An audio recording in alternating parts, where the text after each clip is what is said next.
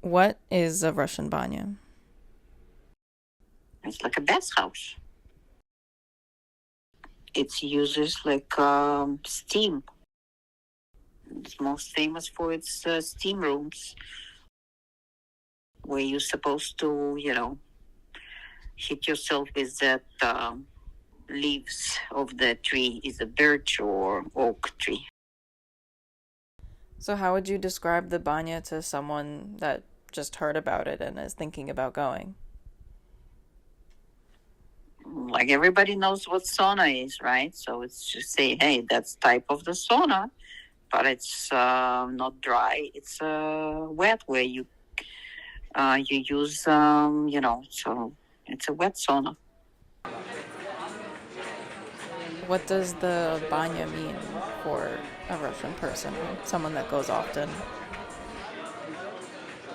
Nowadays, it's just like a place where you go to use like a sauna, where you get steamed and have a good time and socialize. Right now, primarily, it's not used like, it's not used to go and wash yourself.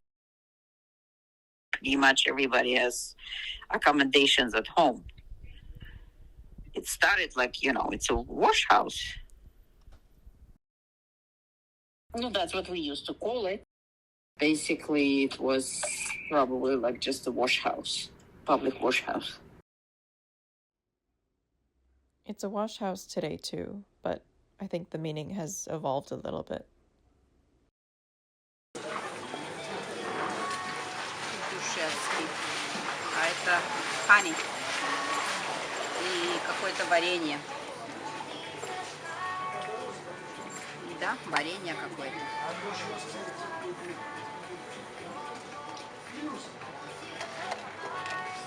Какой чай взял?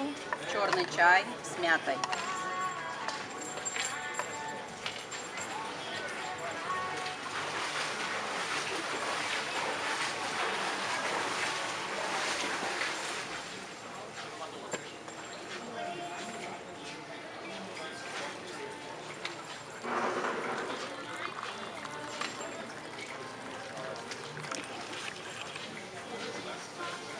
Сейчас туда добавим хани.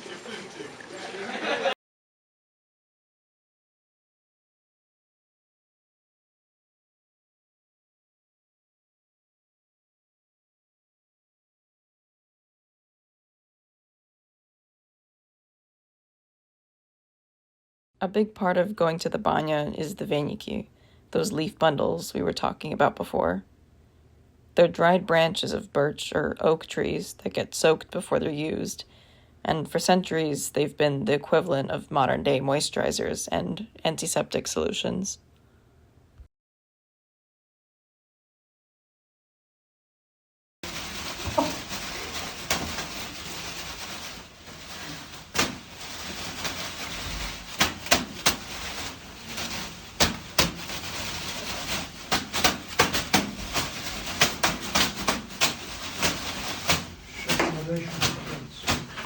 Сейчас еще поджарит. Ну,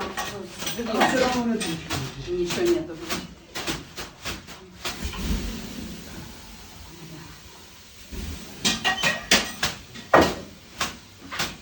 Your phone is sweating, is that okay? Just kidding.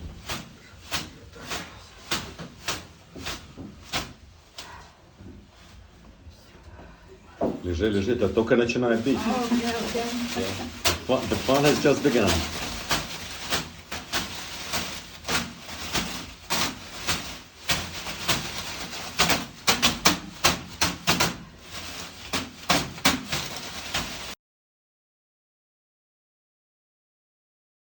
After the beating, you have to rinse off all the leaves so they don't end up all over the place. And at this point, you're ready to pass out from the heat. So you make it quick and jump in a cold pool to wake up.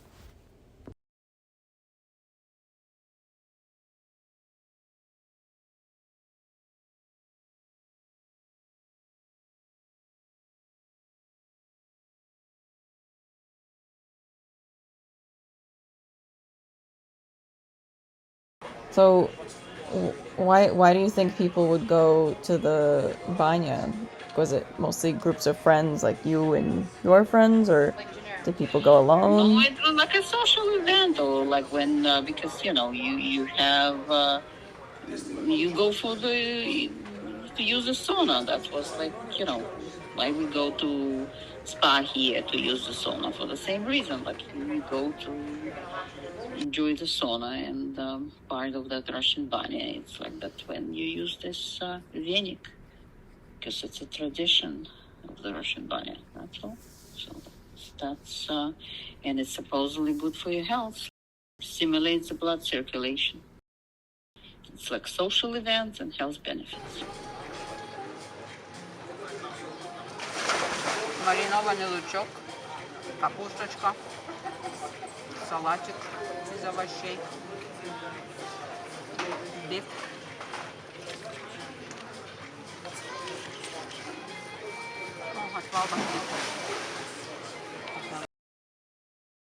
Some people, if you're a fan of Banya and you like to do it, you can go alone. So it's not always supposed. I mean, most of the time, yeah, people like paired at least or a group of people, but or some people who just go by themselves. And the people that you would see there mostly, are they like younger, older, or everybody? Everybody mix. Compared to other like saunas and bathhouses that you've seen in New York and other places, how does the banya compare in terms of like why you go, how it makes you feel? Over here, it's like the places that we went, it's more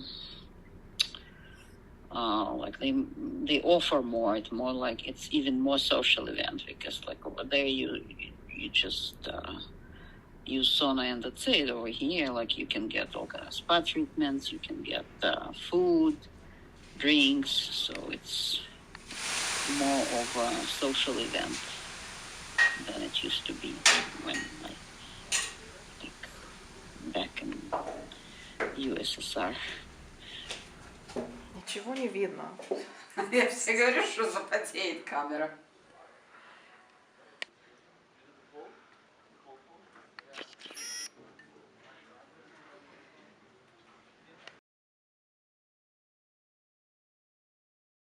Is it more social in other places because they offer more?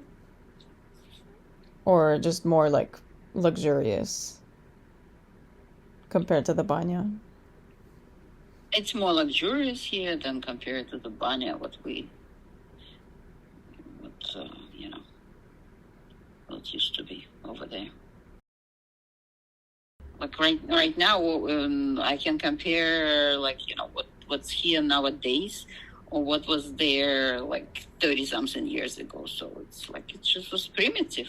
Over here, it's more advanced and a lot more luxurious. With all kind of, you know, this jacuzzi, that jacuzzi. There was nothing like that back then. It was just, you know, hot room with, you know, bucket of water for Venik. That's it.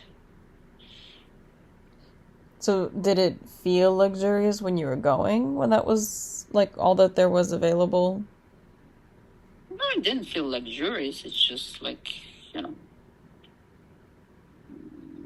you just go there to use a sauna. It wasn't like a luxury event. It was just like if you want to use sauna, you have to go to Banya. Would you say most people didn't see it as like a fancy thing to go and do? It's just if you wanted to go, you would go. No, it wasn't a fancy thing. It was just like, you know, it was like something of a preservation of the tradition. When people used to live in houses with no running water, and they used to build like a wash house outside, and that was called Banya. And that's it, just like something that's traditional, not like something luxurious.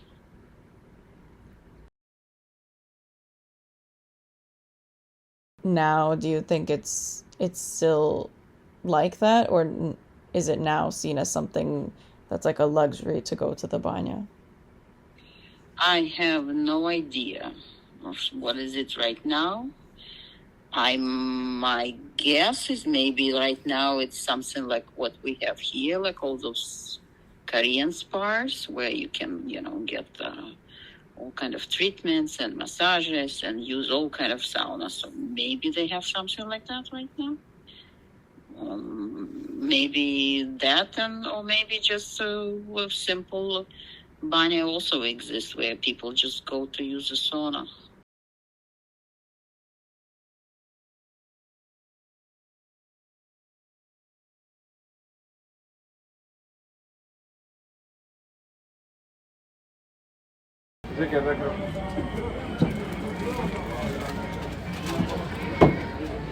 $4, да, на руки?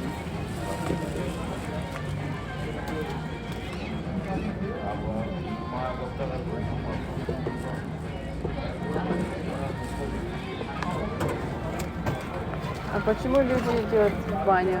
Что еще раз? А почему люди идут в баню? Баня, ну это традиция такая. Особенно когда холодно, хочется погреться. Такое теплое место. Ну и для здоровья плюс. Для кожи, для иммунитета.